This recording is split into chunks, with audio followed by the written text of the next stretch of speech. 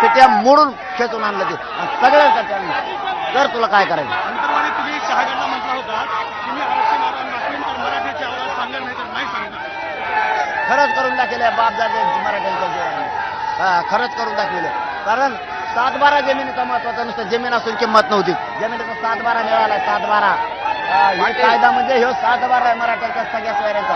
सगळ्या स्वाऱ्यांचा फायदा 10 दिवस लेट पण फायदा होणार. कायदा तर झाला याच्यात मराठ्यांचा विजय होऊ देत होते. नवीन कायदा पारित झालेला आहे. पाटील राजपत्र नवीन आहे. त्या आंतरवलीच्या त्या रेडीमध्ये तुम्ही ते वाक्य म्हणला होतात हे भुजबळ ते एकदा जरा समाजाला सांगा ना. नाही ते तर जाऊन द्या. नाही मुंबईतून आणि अरे आणलंच ना.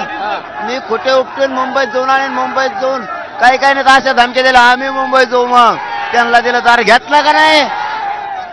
घेतलाच. तुम्हाला 3 GR एक राजपत्र दिलेलं आहे. काय काय आहे सगळ्यांचं? राजपत्रावरती अध्यादेश राजपत्रावरती फक्त सगळे सोयरे एवढाच विषय ज्याची नोंद मिळाली त्याच्या सगळ्या सोयऱ्यांना द्यायचं हेच त्याच्यावरती. आज माझा समाजाच्या चेहऱ्यावर आनंद आहे.